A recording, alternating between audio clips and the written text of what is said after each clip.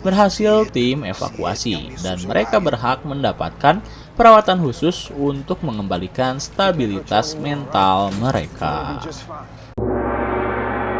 Halo sobat, pintu teater 1 telah dibuka. Balik lagi nih sama Mimin yang mau ngebahas series terbaru. Tapi series ini sangat spesial karena series yang akan Mimin bahas hampir mirip dengan Prison Break. Karena sang director dari series ini adalah orang yang sama dengan director dari Prison Break. Jadi series ini berjudul Breakout Kings atau Raja Pelarian, di mana dua orang pria yang berasal dari satuan khusus polisi harus bekerja sama bersama 3 kriminal berbahaya yang memiliki keterampilan berbeda.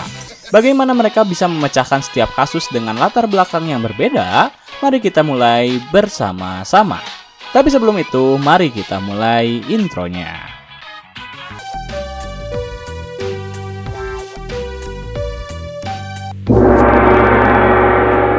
Scene di episode kali ini diawali oleh sebuah reporter yang sedang meliput suasana serta situasi di sebuah penjara. Di sana juga mereka melibatkan para napi yang terlihat senang karena merasa terhibur. Namun justru di sela-sela liputan itulah seorang napi pendiam memanfaatkan keadaan dengan cara menyamar sebagai salah satu kru acara TV tersebut. Ia merakit terlebih dahulu sebuah alat komunikasi agar terlihat semakin meyakinkan. Lalu ia mencuri salah satu seragam kru.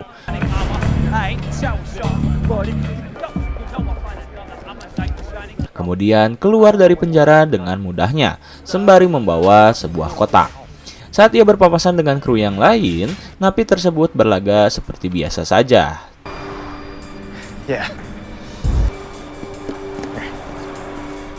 Tetapi setelah itu ia berlari menjauh dari penjara dan berhasil kabur.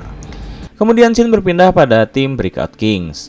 Lloyd dan Daniel kembali dipanggil oleh Charlie, tetapi tidak dengan Billy yang justru dipindahkan ke dalam penjara super ketat akibat pencucian uang yang ia lakukan saat ia menjadi bagian dari tim Breakout Kings. Sebagai penggantinya, kepolisian memanggil Erica Reed, seorang wanita beranak satu yang terkenal bengis dan ketidakstabilan mental.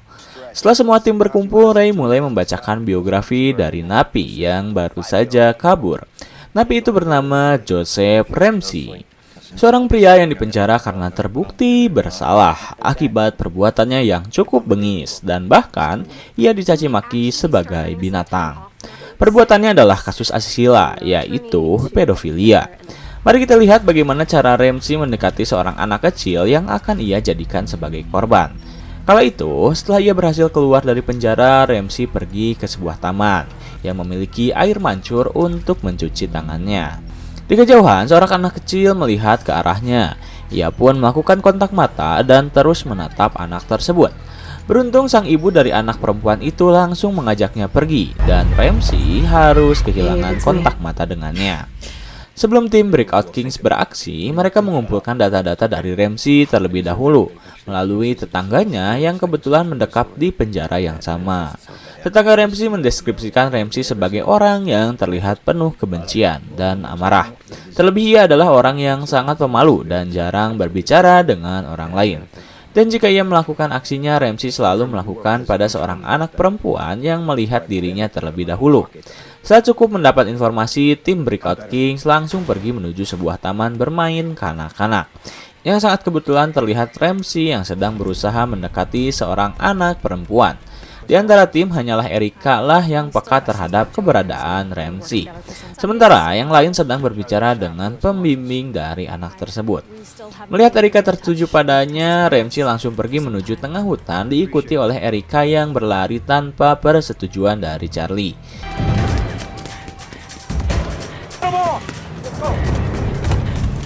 Tapi sayangnya Erica harus kehilangan jejak Ramsey setelah ia menghilang di tengah hutan tersebut.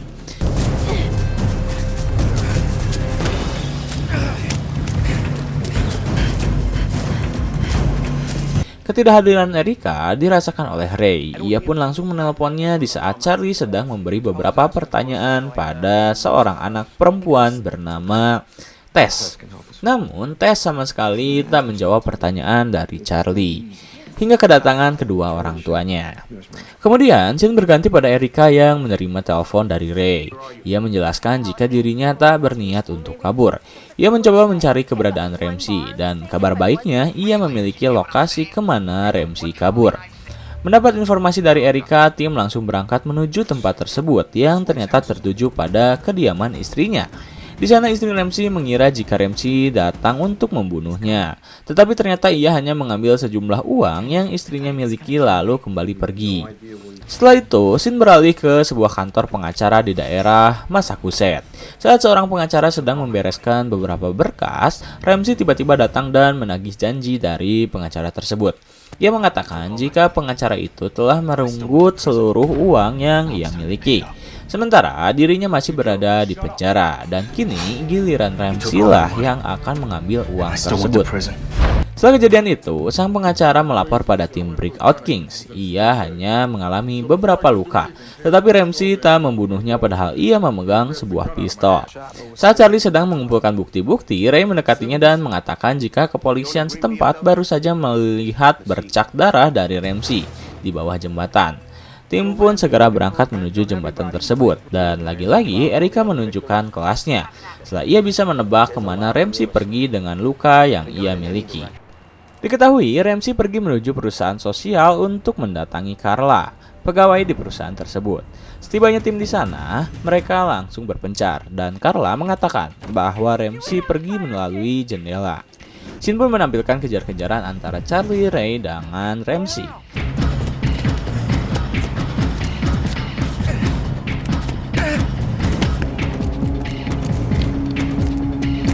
Sementara itu, Lloyd memanfaatkan kekosongan tersebut dengan mengangkat telepon dari ibunya. Saat Lloyd sedang berkomunikasi dengan ibunya, Ramsey justru tak sengaja menabrak dirinya hingga terjatuh. Kemudian ia langsung berlari menuju busway dan Lloyd menemukan secari kertas. Tak lama Charlie datang dan Lloyd langsung menunjukkan kemana Ramsey pergi.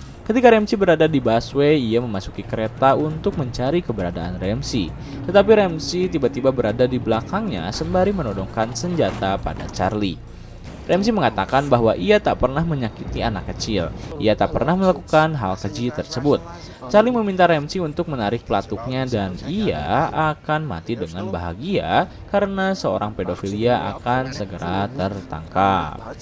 Tetapi Ramsey justru memilih untuk kabur dan Charlie pun harus kembali kehilangan jejaknya.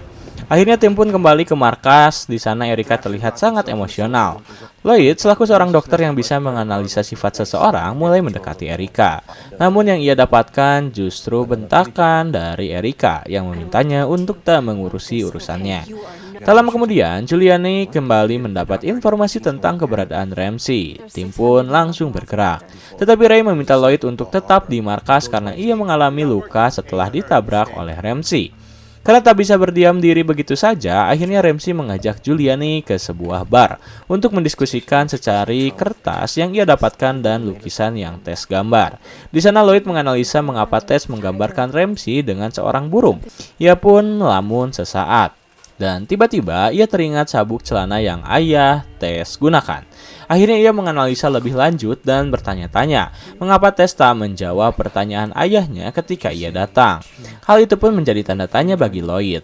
Ia langsung menyimpulkan bahwa Ramsey bukanlah pelaku yang membuat Tes menjadi seorang anak yang penyendiri, melainkan ayahnya sendirilah yang melakukan hal keji itu. Ia pun langsung mengajak Giuliani menuju Massachusetts untuk menghampiri kediaman Tes.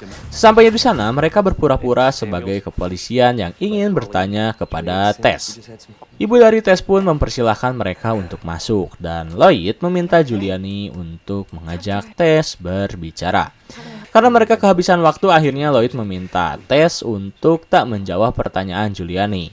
Tetapi ia ingin Tes untuk mengangguk ketika Giuliani bertanya apakah Ramsey bukan pelaku.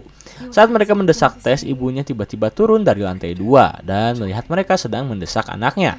Akhirnya ibu Tes pun mengusir mereka karena ia tak mau anaknya semakin tertekan. Sembari mengulur waktu, Lloyd terus meminta Tes untuk memberanikan diri. Dan hasilnya Tes memberi kode melalui matanya. Kemudian, scene berpindah pada Charlie dan Ray yang berhasil menemukan keberadaan Ramsey. Di sana mereka berdua langsung menodongkan senjata dan meminta Ramsey untuk segera menyerahkan diri.